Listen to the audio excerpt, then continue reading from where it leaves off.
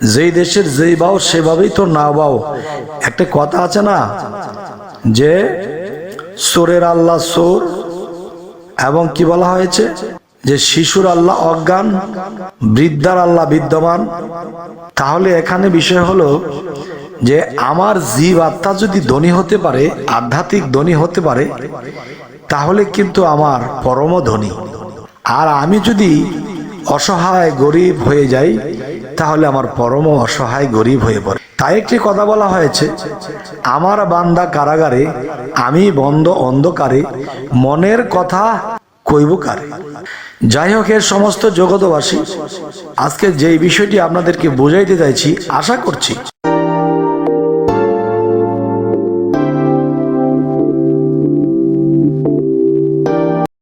বিসমিল্লাহির রহমানির রহিম।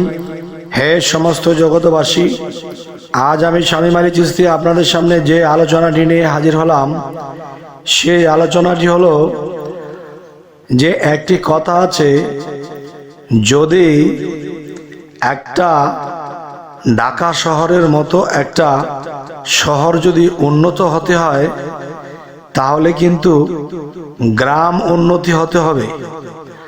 আর গ্রাম উন্নতি হতে হলে কিন্তু যারা চাষবাস করে, ধান চাউল করে এবং বিভিন্ন পাট করে, বিভিন্ন সবজি করে, এসব যদি উন্নয়ন ঠিক থাকে, তাহলে কি হয়, গ্রাম উন্নতি হয়। আর গ্রামের উন্নতি হলে শহরের উন্নতি হয়। তো এখন আমি যেই কথাটি বলতে চাচ্ছি, মানুষ যতই হাত দুক, পাও দুক, বা যতই অজু গোসল করুক, জীবনেও কখনো এটা পবিত্র হবে না। এই মানব ভটিটা যদি মূলত পবিত্র করতে হয়, তাহলে আমাদের কি করতে হবে? এবং দেখেন, কি পবিত্র না হলে আমাদের পরম জাগ্রত হবে না। সেই কথাটি আমি বলতে চাচ্ছি সেই যুক্তি দিয়ে।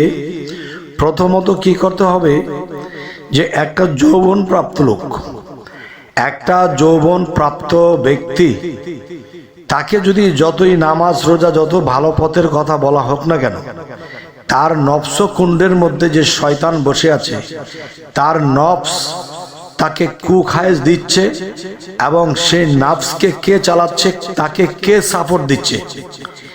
এই নাফসের কুখায়েশের জন্য সাপোর্ট দিচ্ছে মনের সাথে 6 জন আছে, কাম, ক্রোধ, লোভ, মোহ, মায়া, মাৎসর্য। এই 6 জন মনকে বলতেছে, আর মন বলতেছে 10 ইন্দ্রিয়কে। তখন ইচ্ছা শক্তি, তখন সেই মনের কথায় ইচ্ছা শক্তি এক হয়ে, 6 রিপু এক হয়ে, তখন কি হয়, মানব দেহের এই রাজত্ব চলতে থাকে। তখন কি হয়, তখন দেশের অবস্থা বিশৃঙ্খলা হয়ে যায়। যেমন 6 রিপু এবং মন, এরা একটা গ্রুপ হয়ে গেছে, কিন্তু দেখা যায় মানব দেহের ভিতরে সেই জ্ঞান এবং বিবেক তারা আটকা পড়ে আছে।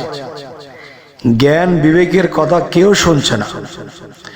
তখন এই মানব দেহ রাজ্যটা এভাবে সেভাবে চলছে। তাহলে আমাদের এই মানব দেহটাকে সূক্ষ্ম পথে আনতে হলে, আমার এই মানব দেহের রাজ্যকে সূক্ষ্ম পথে আনতে হলে আমার কি করতে হবে? প্রথমত আমাদের 6টা রিপু, এই 6টা রিপুকে আমার আয়ত্ত করতে হবে। তাহলে 6টা রিপুকে আয়ত্ত করতে হলে আমাদের কি করতে হবে? তখন আমার খাদ্য খাবার একদম বেঁচে থাকার জন্য কিছু খেতে হবে, কিন্তু আর বেশি নয়। দই নলা ভাত খেয়ে আর খাবো না।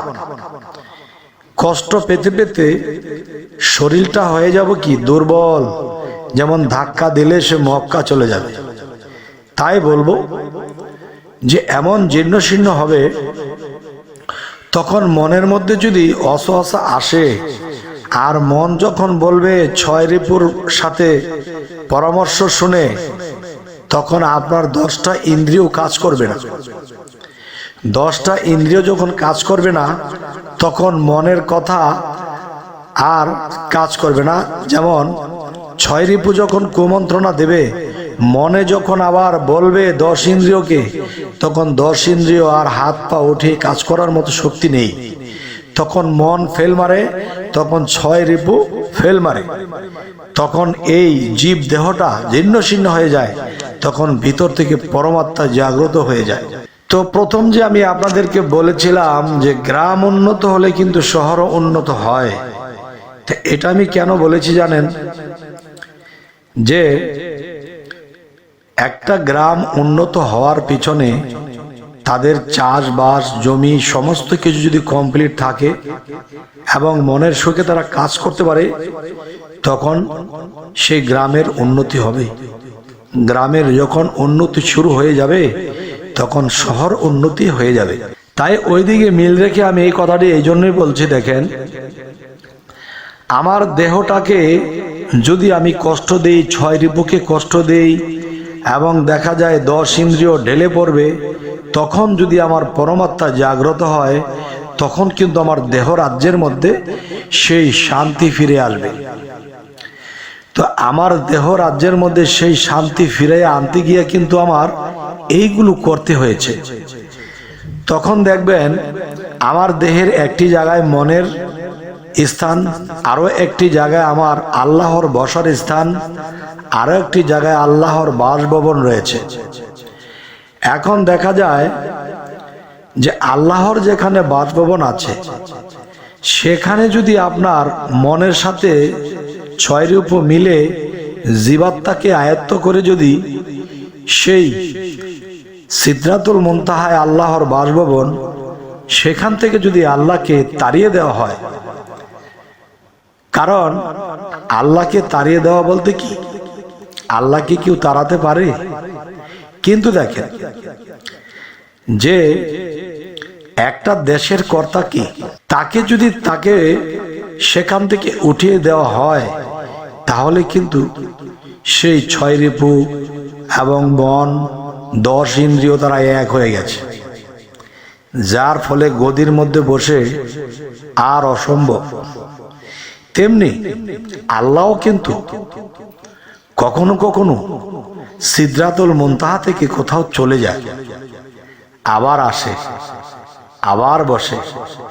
তো যাই হোক, এই সমস্ত জগৎবাসী দেশের যে অবস্থা, আমি এর চেয়ে বেশি ক্লিয়ার করে বলার মতো আমার মুখ দিয়ে আসছে না, কারণ আমি 6 রিপু এবং 10 ইন্দ্রিয় এবং সেই খারাপ মনের ফাঁদে পড়ে আছি, যার ফলে আমি একটু চুপেই আছি। যখন আল্লাহ সময় বের করে দিবে, তখন আমি স্বাধীন হব, তখন আমি স্বাধীন মতোই কথা বলতে পারবো। যাই হোক, জ্ঞানীগুণীকে যে ইশারা আমি করেছি, জ্ঞানীগুণী যদি বুঝে নেয় তো আলহামদুলিল্লাহ। তবে তারা একটা কথা ভাবতে পারে যে প্রথম তিনি বললেন যে গ্রাম যদি উন্নয়ন ঠিক থাকে, গ্রাম যদি উন্নতি হয়, তাহলে শহর উন্নতি হবে। এই কথাটা বলেছিলাম না? ওই কথার সাথে এই কথার মিল কি? এই মিলটাও কিন্তু আপনারা অনেকে অপেক্ষা করছেন। এটির মিল আমি দিয়েছি। যদি দেখবেন পরমাত্মার যে স্থান, সেটা হলো শহরের স্থান, আর জীবাত্মার স্থান হলো গ্রামগঞ্জের স্থান। তাহলে আপনার জীবের যদি আধ্যাত্মিক উন্নতি না হয়, তাহলে কিন্তু আপনার পরমের উন্নতি হবে না, বা আপনার পরমের উন্নতি আর হবে কি? পরম তো এমনি ধনী, তবে সেটি কথা নয়। যেই দেশের যেই বাও সেভাবেই তো না বাও। একটা কথা আছে না, যে চোরের আল্লাহ চোর, এবং কি বলা হয়েছে যে শিশুর আল্লাহ অজ্ঞান, বৃদ্ধার আল্লাহ বিদ্যমান। তাহলে এখানে বিষয় হলো যে আমার জীব আত্মা যদি ধনী হতে পারে, আধ্যাত্মিক ধনী হতে পারে, তাহলে কিন্তু আমার পরম ধনী। আর আমি যদি অসহায় গরিব হয়ে যাই, তাহলে আমার পরম অসহায় গরিব হয়ে পড়ে। তাই একটি কথা বলা হয়েছে, আমার বান্দা কারাগারে, আমি বন্ধ অন্ধকারে, মনের কথা কইব কারে। যাই হোক, এর সমস্ত জগতবাসী আজকে যেই বিষয়টি আপনাদেরকে বোঝাইতে চাইছি, আশা করছি যে এই পৃথিবীতে জ্ঞানী মানুষের তো অভাব নেই, তবে মধ্যজ্ঞানী যারা তারা স্পষ্টই বুঝতে পারবেন কথাগুলো। অবশ্যই সামনে কি ধরনের আলোচনা চাইছেন তাও জানাবেন। সকলে ভালো থাকবেন, সাবস্ক্রাইব করে রাখবেন। আল্লাহ হাফিজ।